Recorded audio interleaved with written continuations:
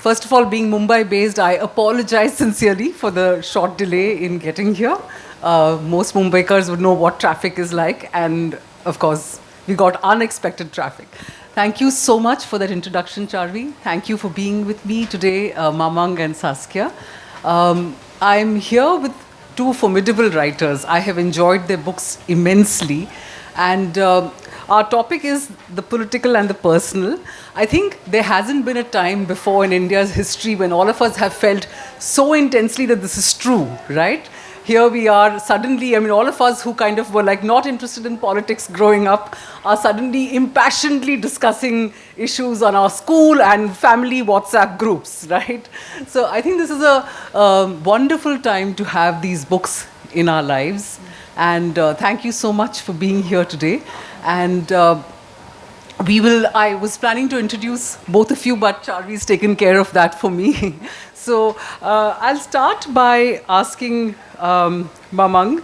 Her book called Escaping the Land is the book that is in discussion today.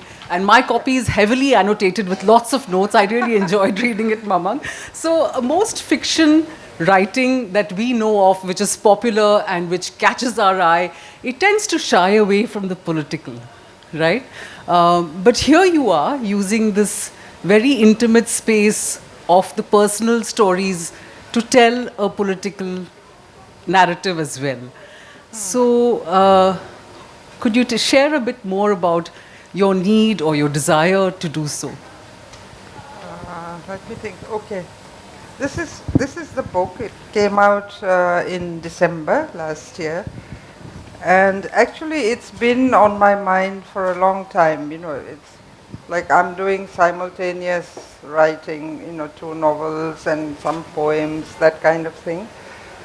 But it is because of my time as a journalist. I was a journalist for a long time, and having access to many things. Also because my father was one of the officers in what was then called the Indian Frontier Administrative Service, way back in the 50s, 60s. So being local, he was, there were very few local officers serving in what was then the Northeast Frontier Agency, the earlier name of Arunchal Pradesh. So I was hearing these stories, all the time, and my mother, not to be left behind, was also coming forward very much with her stories, where she traveled, what they did, walking barefoot. And these were kind of accumulating, and then coupled with the journalistic insight, I was trying to pull this whole thing together, even bringing it to modern times where we have spillover insurgency in Arunachal Pradesh, which was not reported. It was the only tranquil state in the northeast, which was not true because it was a kind of immunity, saying it is an island of peace, but it was all very silent, So as a journalist, I felt I needed to bring that out.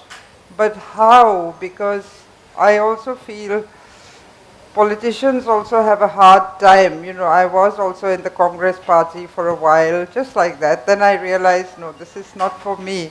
But even so, just to be able to at least share my hope with them. Because everything is political, really, in the end, in the house.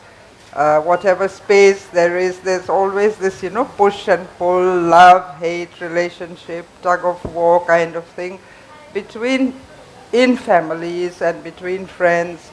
So that kind of political space I was trying to negotiate and kind of bring it together so that it would work out as a kind of a remembrance of the past, moving, looking towards what's coming in the future, but sort of anchored in hope. Thank you.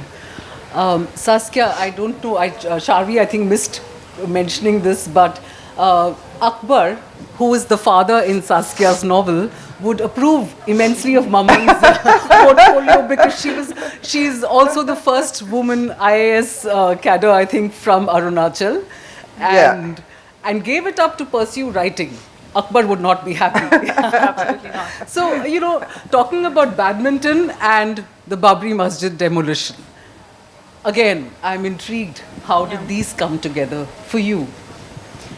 Well, let me tell you a little bit about how this story was born. I grew up in central Delhi in a government colony in Kakanagar, in the same place where this novel is set. And so growing up, the badminton court, the clubhouse, played a very central role in all of our lives. It was where everyone kind of came together at the end of the day. People would come home from their offices, the fathers, the extended family, the children. And badminton is a very accommodating sport. My theory is still that it should be the official national sport of India, not cricket, because everyone plays it.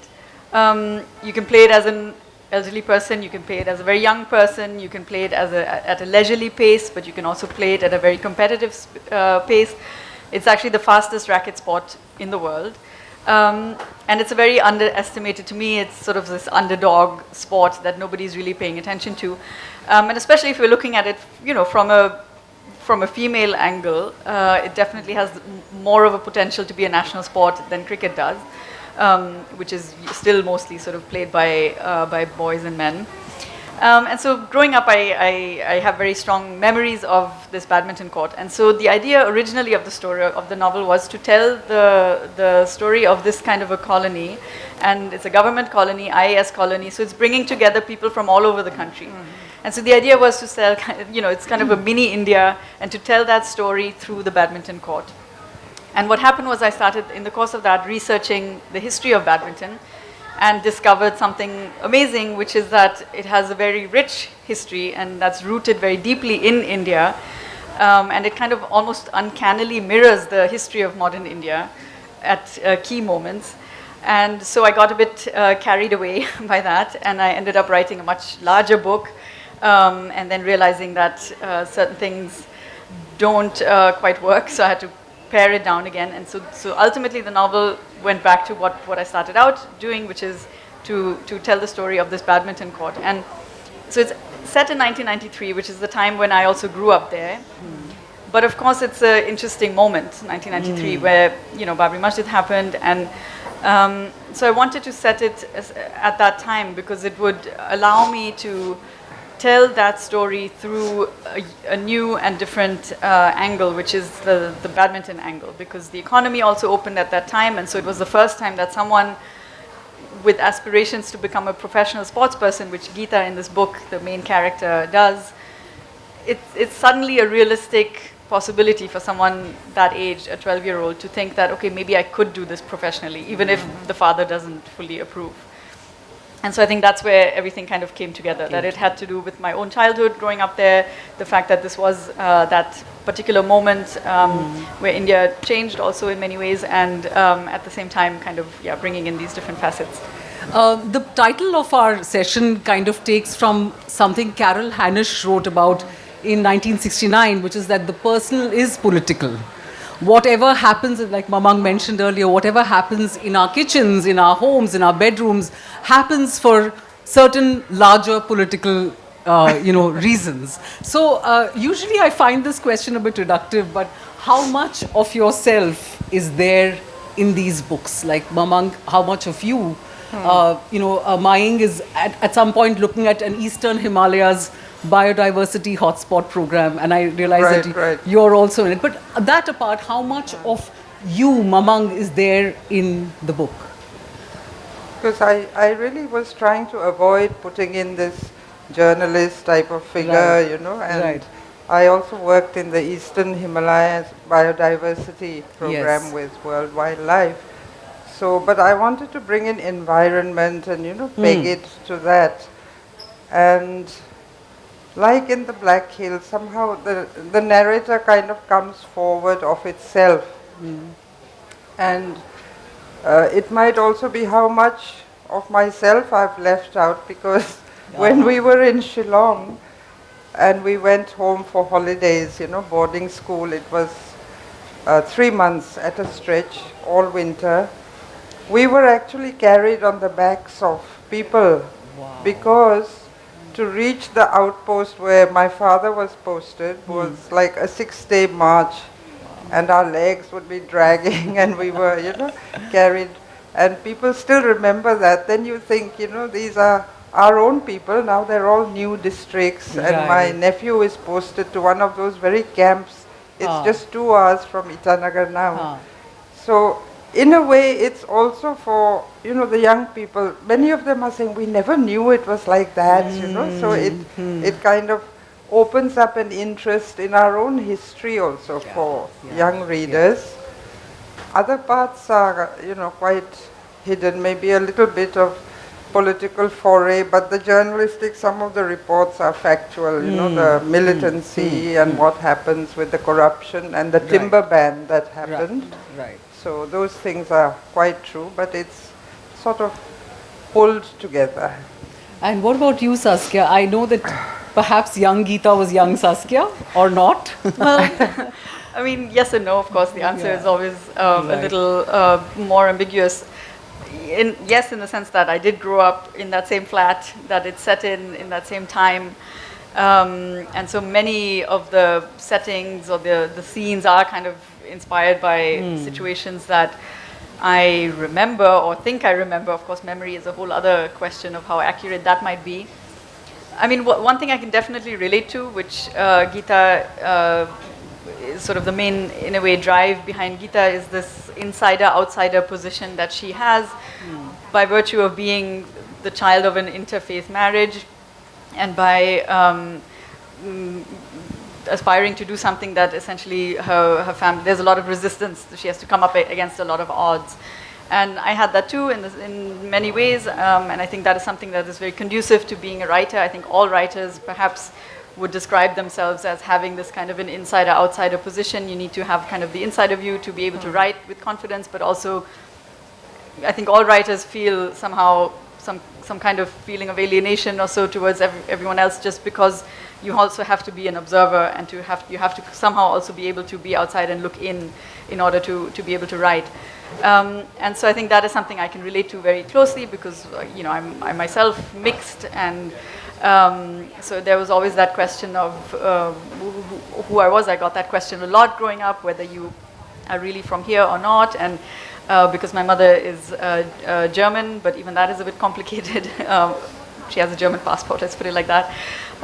But she also grew up all over the world, and so it's been, I can definitely relate to that. And at the same time, my father was, even though we lived in Kakanagar as a bureaucratic colony, but my father was not a bureaucrat. He was a professional who was the head of a museum in Delhi, and so we were not one of those families that would move actually after 3-4 years. But I lived in Kakanagar my entire childhood. We were the one family that stayed. And so, I think we always were kind of the odd ones out. And I think that is something that Geeta definitely has, and I think that's her main drive, and so I can definitely relate to that. Thanks, Saskya. So one of the things, I read both of these books in quick succession, and one of the books that was, one of the things that stayed with me about the two books is how conversations come in. How do we have difficult conversations? What are difficult conversations? So in Mamang's book, for example, I find that everyone is conversing. It's a communication that is almost constant.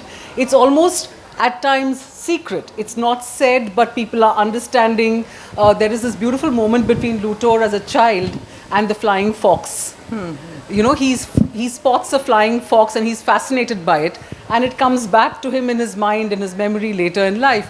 And in Geeta Rahman at Championship Point, in fact, everyone's avoiding the elephant in the room, which is the communal situation that's brewing, just in another city, in Bombay, or even in Uttar Pradesh, where the mosque has been demolished. So it's almost like the only person who's ready to talk about the communal issue is Akbar, Geeta's father, and he is seen as an eccentric. So I love the fact that the conversations that we all hesitate to have, and yet we all secretly have, very often in families, that's brought out beautifully by both the books. So I wanted to check with you. I mean, I found the book hauntingly lyrical. It's actually like a really lyrical and beautiful book. Was it hard sort of, writing about a little bit about forest myths and telling the story in a lyrical way, and yet bringing in, like you said, the journalistic, real reportage kind of bits. Was that challenging? And we had discussed that you might like to read a little excerpt. Yeah, Yes.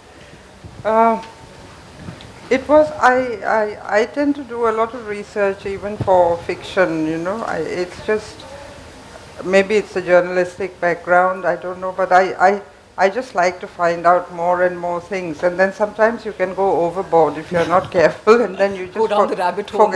forget about the book and it becomes something else, Instead of Arunachal, it'll become the history of Assam or something, because the peripheral areas you're reading up and all. But in this case, I was hearing a lot of stories. For example, the militancy in eastern Arunachal, then the timber barons, these were coming to me through friends from all the different districts. And I felt it was important material, they were entrusting me with, but you can't just go ahead and report it. So fiction was a way of throwing it in together. Those who read will know, what's going on here. Maybe that's why it's so oblique also in a way.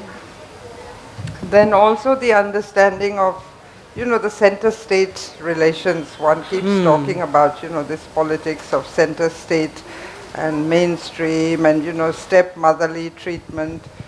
So you get a lot of that when you're in political circles. And Arunachal is a small community. You know almost everyone, the bureaucrats or parents, friends. And a lot of the politicians are like kind of relatives or distant uncles. So just going directly is also, you have to negotiate these spaces. So I'm playing a political strategy myself, I think something like that. But just to give an example, this, during the time of the Northeast Frontier Agency days, a lot of the records were kept in the Assam Secretariat because it was governed, it was part of Assam. And they relied a lot on tour diaries, okay? And they are in the archives now, but I have made the character based sort of loosely on my father's postings here and there and all. So even the 1962 border war with China, so we had first-hand experience about that because my parents actually fled, and where they were received, by Assam Rifles saying, go back, Bomdila has fallen, and they were marching through the forest, and it's all elephant territory. It's like dense forest, without lights, and people are scared of the Chinese. Then when he reached the ferry crossing in Assam, he was stopped because he looked Chinese, like everyone was confused what was going on. So those kind of little, oblique hints are also there, the little bit of differences we face, say, from being from that region and what may have happened during the war. Just recently, General J.J. Singh, a former Chief of Army Staff, he came back to Itanagar to release his new book, The McMahon Line, A Century of Discord. It was released just recently.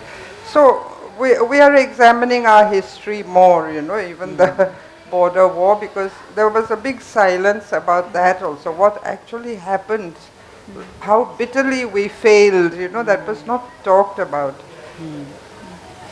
In fact, that was one of the things I felt while reading both these books, that how diverse is this? I mean, there is one... Actually, yes. It is so bizarre, because when you read Mamang's book, it's like what she said, the center-state differences, the feeling of being neglected. And here you are right at the center of Delhi, It's so different. Because recently we had the Arunachal Literature Festival also, and a Tibetan friend of mine from Dharamsala, he was very eager to come, but I told him, don't come because China will, object. Just like that, as a joke also. But I think we need to talk about these things because His Holiness came through Arunachal, and the whole question of dispute is also centered around this. The very fact that His Holiness is having a government in exile here. So those kind of histories need more looking into, So this is just the thoughts of the officer.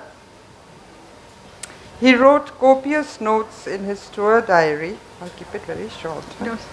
But these were written to make the days meaningful. He was talking to himself, and he would not submit these notes to the authorities as required. This was after the border war, when Northeast Frontier Agency was shifted from the Ministry of External Affairs to Home Ministry in 1965. So his notes read something like this: learning. What are the things we have heard? That New Delhi is the capital of India. We are Indians. New Delhi is very far away. Nefa is a part of India. It is very hilly. We belong to a scheduled tribe. I am a tribal officer. And before this, what did we hear before this? There is the land of Kojum Koja. This is a mythical land of fish and stars in our long mythology and epics. It was a famous civilization. We came from there.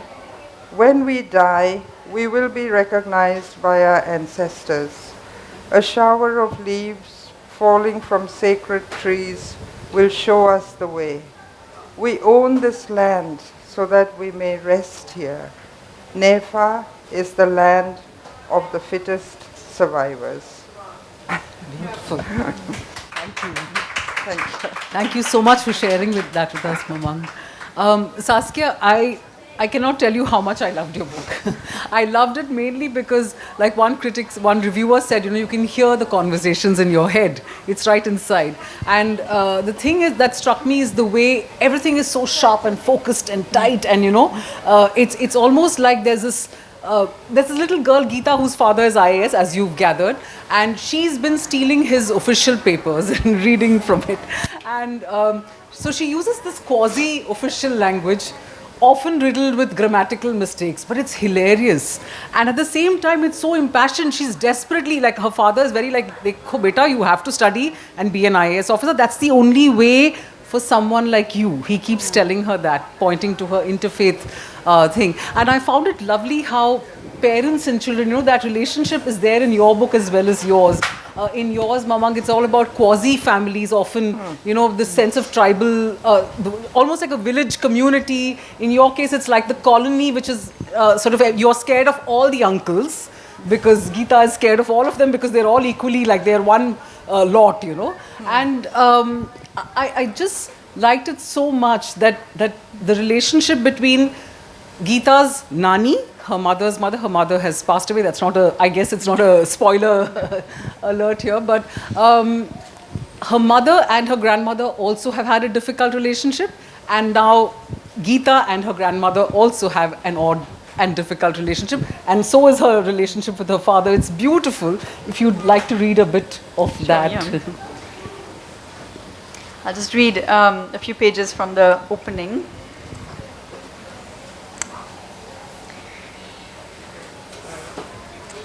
That one, I say, and point at the red Jonex isometric badminton racket inside the glass cabinet. The parent Kader, also known as Abba, continues to knead the seam of his purple khadi kurta. You already have a racket. Usually, when the parent Kader states a fact, it is not permissible to answer back. But today, February 1st, 1993, I, Geeta Das Rahman, have special answer back rights. My racket is so old, Abba. It negatively impacts my hand when I play. And sometimes the whole shuttle gets stuck in the stringing and I lose a point pointlessly. I glance at the parent Kader to see if he noticed my employment of wordplay. He didn't.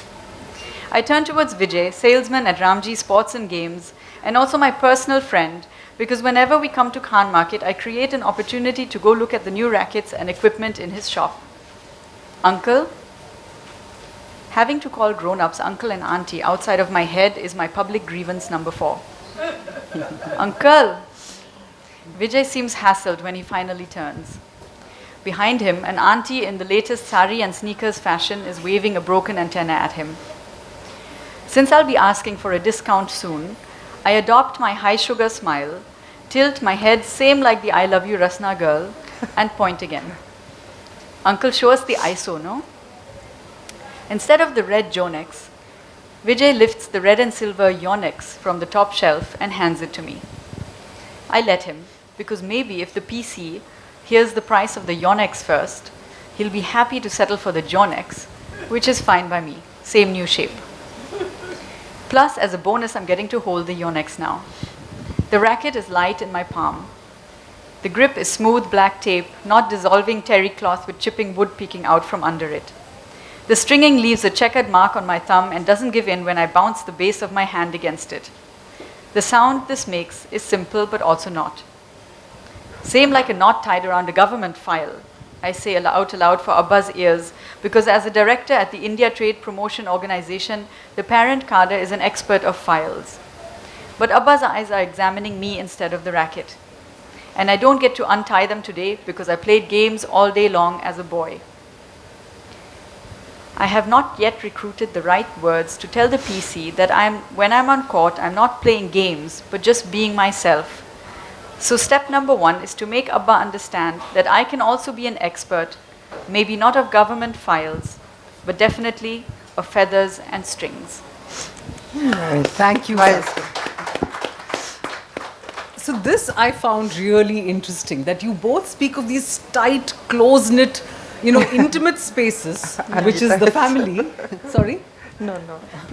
And yet, you are widening out like a telescopic fashion almost the world into the political. You're taking in contemporary history, you're taking in old history, you're taking in myth, you're taking in people's sort of mythical imaginings of these other people whom they hate, they're supposed to hate, etc.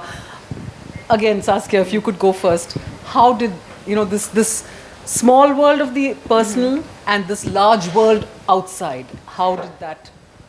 Well, I think frankly that's the only way to approach that big topic of the political,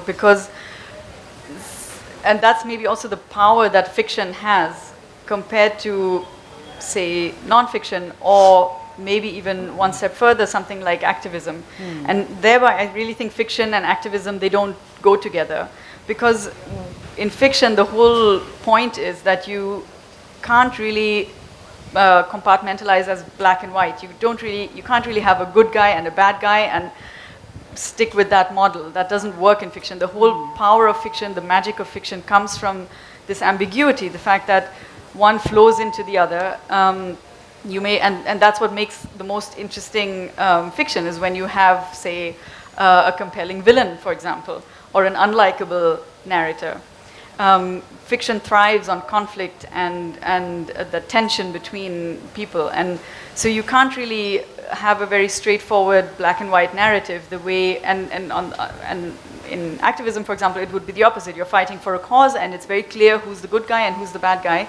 And I'm not, don't get me wrong, I'm not weighing them against each other, saying one is better than the other. They serve completely different purposes. But I think in terms of what you're saying of portraying the political in everyday life, in the little person's life, fiction has that power to shine light on all these different facets, and it's kind of the only way to go about it. So when you said that in the beginning that novels are not, many novels are not, or they shy away from the political. And then you said, of course, everything is political. So I completely agree with that. That in fiction, everything you can tell the most political stories by not even mentioning politics or current affairs, what's going on, and that's the strength and the beauty of fiction. And this, we read fiction from maybe places where it's not possible to even write directly about. Think about Iranian fiction, for example.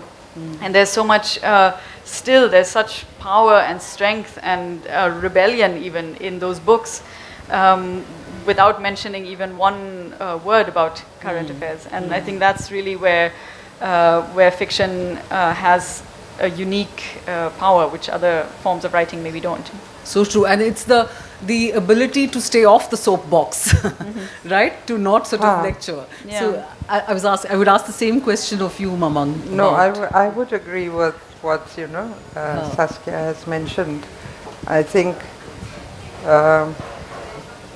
Because writing can be, it can be very subversive if you're bringing something in that hasn't been told before.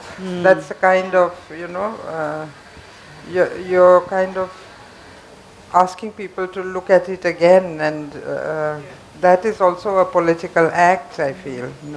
In the case of the Northeast, with most of the country, you're asking people to look at it in the first place. I often And feel also that. ourselves, our politicians, and young people, because once the trend begins, and it holds such sway that unless you kind of, meddle in a bit and say, hey, but what about this, there's a puddle here or something, Right. then somebody might just take the clue and look at things again, And history is really kind of meeting place. You're looking back, you're looking forward. It can only happen in storytelling, that you can kind of look in all directions and then it's in the story, Right. coming in from all directions. So storytelling, right? That's such a strong and yet such an intimate act between the writer and the reader, or the teller and the listener. In both your books, the movers of the story are women. In your case, the woman is a little child, so she's a woman with even less power in the equation. But in your book as well, I felt very often that, Maying, the central character, is being both an observer as well as she is being sort of she's pushing herself into the background because one doesn't enter certain spaces of authority, or where there are men discussing things. She and the other girl, Campo, I think at one scene towards the Campo, end, yes, they yes. keep away. So this thought of, again, it always startles me that you're talking about big things, and yet the people there doing the negotiating on a daily ground level basis are women. And the women are also, though they have a very strong voice, and don't get me wrong, the books have a strong voice, but there is that sense that the women are constantly negotiating. Would you like to share something about that, Mamang? Saskya, you want to? No, I think what has been said just now about the insider, outsider, we spend a lot of time writing, and you have the time and the wherewithal. But I have a group of, clan sisters and nephews, aunts, young and old, and I find they are the ones actually, living in that space that I'm writing about. I'm kind of on the outside representing them. And I find they have, a lot of them come to Itanagar for employment, they'll do contract work. Many women in Arunachal actually paid for their husband's education previously by doing, labor and contract work, road building, all kinds of things. So when I talk to them, I say I would never be able to carry firewood and live in the village. Then they say, no, maybe you would, they're very kind that way. I said, I might steal people's firewood at night. Who'll go around carrying firewood? I said, no, I'm sure you would not, that kind of thing. And they see TV and they know, the world has changed so much, but they know their lot. I think that is their strength, and they know it with a lot of humor and understanding of, the big things in life, which we come back to learn from them. So I think in a way we kind of take our identity from them also, our strength, because they are really the more enduring just by being so flexible and funny most of the time. They share all their stories, and I think they really endure. So that kind of strength of womanhood. Right. Yeah, what it means, womanhood, the women of the tribe, let's say, or the women of the community. But do you think that when it is a space like a political space, that women tend to sort of, kind of pull themselves down a little bit? Or is that not now so I the case? think they're coming forward. I think in the book also I've mentioned the election campaign, Yes, when they said we yes. put the babies in Yeah. our pockets and we want this, Yeah, we want yeah, that, yeah. Of course, it's mixed, some are really more kind of political and stronger than others who may be there on a party ticket and that kind of thing? Well, for me, I think badminton really embodies that a little bit, what you're saying, in the same sense that I mentioned earlier at the beginning of the session, that it is such an underdog sport that is dominated by women. I mean, if you see sort of internationally in terms of competitive professional badminton, Indian badminton women have been doing incredibly well, winning awards left and right, prizes, medals and so on. And that's often not, it's often eclipsed by, say, the Cricket World Cup, for example, when it happens at the same time, which has happened, then no one's really paying attention, and then India gets kicked out of the World Cup, and suddenly everyone's paying attention to Sindhu at the Olympics. And so I think that's part of what you're saying, that at a certain level, there's a resilience, there's endurance, and you kind of fight for it no matter what. In terms of Geeta, I think of her more as a child than as a woman, obviously. But children are in a similar position. As a child, Geeta has to negotiate this world. She's extremely determined, and that's her strength. And she will go for her dream, her goal, and it's quite singular. And at the same time, she's up against so many odds, and most of them she doesn't even understand. She doesn't even understand truly what her father means when he says someone like you. And the fun of it is that you can do that with a child protagonist. I think that's why I had a lot of fun writing the book also, because you can play with that, because we as readers will understand layers that she may not fully understand. And so she's trying to kind of find her way, and we're watching her, but we're also kind of seeing the larger picture while reading. And for me as a writer, that was the same. I could kind of see the larger picture and play with that. And I think humor, what you mentioned, Mamang, is an very important point in this, in terms of resilience and endurance, and also in terms of sort of child protagonists, is that humor can carry you through a lot, and it is maybe a secret weapon in a lot of suffering and strife in this world. One of the things that Saskya's book got me to do was eat eclairs again. After a really long time. My mouth is like an architectural dig. I have so many cavities, and I should not be eating eclairs. But, she has a delightful description of the Nani secretly cutting eclairs into little pieces and treating herself to them. And I suddenly found myself near an eclair, and I said, "Eclair, I need to have that," and I grabbed it. So fiction can push you down dangerous paths as well.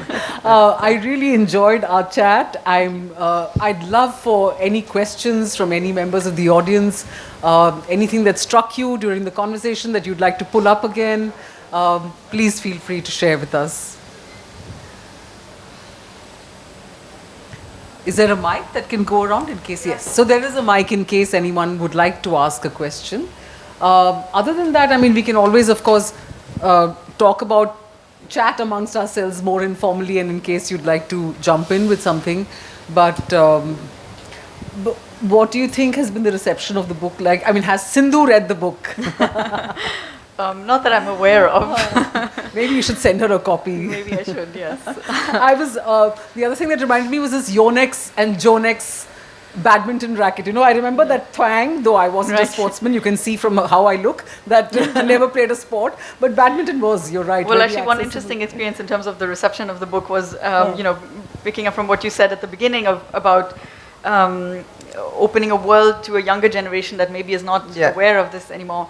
So one of the questions I got in a reading early on was, whether I thought that younger readers or readers today would have trouble relating to the story set in 1993, because this is a time obviously before the internet, before many things that we take for granted today. And I suddenly felt very old and realized that, well, it's true. Actually, I never thought of it. It never occurred to me that readers maybe would find it a strange world that would have to be explained specifically because it's so different from our world today. And I hope that's not the case. But I was surprised to hear that. But 93 is not so far back. I know, that's what I thought. I'm writing about 62. And they were saying, they said, do you think people will feel nostalgic about it, or will they maybe have trouble understand? A younger generation will have trouble understanding this world because it's so different, sort of the world of ration card and I mean, and the father insisting on IAS, whereas she's so right, good. exactly. Any Yes. parent Exactly. today would say IAS, forget, here's the money, take Exactly, a course. absolutely, So, exactly. what about you, Mamang? How has the reception been to Escaping the Land? Reception has been, it's okay. I think people are, reading it, and at least in Arunachal it's doing okay, and young scholars have been looking at it. Yeah.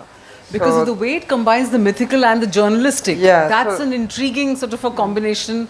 It does feel a lot like magical realism in that sense. Also, the part about this woman where Luthor is remembering a story told by his father where she fires The an fire is arrow. an from arrow. the- That was beautiful. too. When I heard that, I was also really impressed, Yeah. but this is not what's in the notes or the diaries. It's people remembering, their parents. So I thought that kind of enhances the narrative also.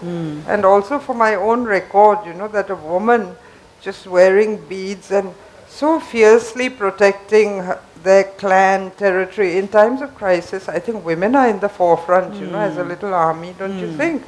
They're also the ones who will stash away food, get things ready in preparation, Right. Like even in the book, like initially the women are a little shy, then suddenly they come as a force. Yeah. When needed, I think they are really, the stronger, they're more enduring, really. Sorry, I interrupted something. You were No, saying that's what I something. was going to say. Even with rituals and, Right. continuity, that kind of thing. Yeah, and I think it has a lot also to do with the fact that as a girl and then as a woman, you are trained much earlier in a way to exchange or to communicate and to pass down information and to maintain family stories and that kind of thing. And I think that because of that, there is the potential, I think, for women to be at the forefront of a certain, I don't know how to call it, historical sensibility or something like that. Whereas, with men, often it's the case you don't talk about things directly, you don't address things directly. Yeah. Things are swept under the carpet. You have to be strong. You have to be, get through things, power through things, and so that maybe there's that lack of intuition, perhaps, that we as women are trained societally too to maintain much more, and so that might have something to do with it as well. Any questions? Yes. Would you like a mic? So one of the things that you spoke about, or actually three of the things that you spoke about that I'm trying to tie up in my head. One was about things getting messy or things getting difficult. One was about memory, and then one was about time. So when you feel, and this is both personal but also you can speak about it from reflections in the book, when you think things get messy or difficult, then in those moments do you feel memory serves, like memory is held accountable by time? Like, do you think memory starts serving a different purpose where you reflect and you're like, oh, but it can also be comforting because at least I had this memory and no one can touch that and I can think about it? Or do you feel with the passage of time that serves as like an account, like it makes memory accountable in the present moment? And does that become the new comfort? Sorry, are you talking about the process of writing, or? I'm speaking about like when you speak about things getting difficult. It can be in the process of writing. It can be one of the examples you gave about having like this hyphenated existence, or maybe like in identity and in anything.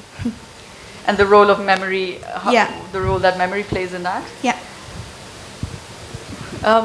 That's a complicated question. Would you like to begin? I don't know. Well, okay, let me start maybe in a small way. In terms of the process of writing, the process of writing is an incredibly messy process to begin with. It may not seem so when we hold the book in our hands, but it is inevitably very messy, and it was for this book as well. And that had for me to do a lot to do with memory and the problems, because that may arise from that. So as I mentioned, I wrote this book, and then I discovered this history of badminton, and I ended up writing a large section of the book in that historical present. One thing we haven't really talked about yet today is that there's this match in 1947 that happened, and that is actually historically true. That part of the book is historical. It's based on true facts and a true story. And so I got kind of carried away by that. I wrote that in the historical present, and then realized that it wasn't really working out. The gap was somehow too big to 1993, and then it seemed reductive. There were many reasons why it just wasn't working out. And so that was for me a very painful process in the writing as well, because I had written, hundreds of pages that I ended up cutting out, that are now in a Word document somewhere and not being used. And so inevitably it is a very messy, painful process, this way of finding your way into a book, into a manuscript, and finishing that. And that has maybe to do with, not memory in the sense of 1947, but the way we kind of, what we start out doing in a book project and then where we end up. It's kind of you veer, it's like, you veer sometimes too far into, it's kind of a balance between control and letting go, You're always trying to steer that middle line where you're not veering too far into one direction or the other, sort of letting go, meaning, which is what I did, letting go from my original idea to dive into something new, the historical backstory, and then kind of reining it back in and saying, no, I need to control the narrative more and go back to the original idea. And you're always trying to navigate that line, and inevitably you're going a little bit there, then you kind of rein it back in. And so for me, it's always a very messy process of writing. I don't know if that answers your question, but Mamang, would you like to take that? It's often intriguing how wrong your memory can be. Actually, you know? And then you go back to the dates and the specifics, and you also start asking yourself why you imagined it was the other way around. So it's intriguing, your question, and it has so many possibilities, and especially in the process of writing, we're constantly negotiating between these things. It's quite a vast type of question. It's a very big question in that sense. I read once that when we remember something, we don't remember the actual act or incident. We remember the last time we remembered it. Yeah. And so it's kind of, with every time you remember something, it gets a little bit further away from the original event. I think, so it's sort of like a chain reaction that will inevitably change the original event. And even the first act of memory is, of course, because there's different perspective, even just in terms of physical space. You're looking at the chair from the back, I'm looking at the chair from the front, and so it'll already be a different memory of the chair, and so on. So, it's a big, but I think intriguing it's question. also there to help you, memory. You yourself sometimes, your mind is working to help you, say in the case of extreme grief, your memory is something else. It's already kind of transcended and reshaped it so that you can bear it better, then memory becomes something else. But then that's what you can give again, something beyond yourself, bigger than yourself, I think. Not to sound very philosophical, and but language and imagination, I think that's when it comes into your writing, But it's all a play of memory, time. These are, big imponderables like that. We're working on that all the time. And word counts. And word counts, linear, chronicling, Any other questions? Or I think we could close for today. Yeah?